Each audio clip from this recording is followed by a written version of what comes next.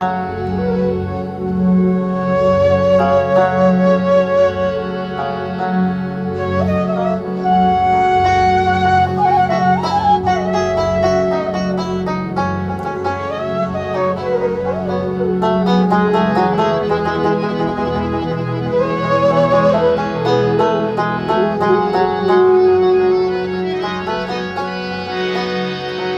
যাবি আয়না রে ওরে বিষ্ণুপুরের দরবারে খেলতে প্রেমের খেলা জানুয়ারির 8 তারিখে মেলা মেলা রে আজ আমার জয়সা বাবার মেলা।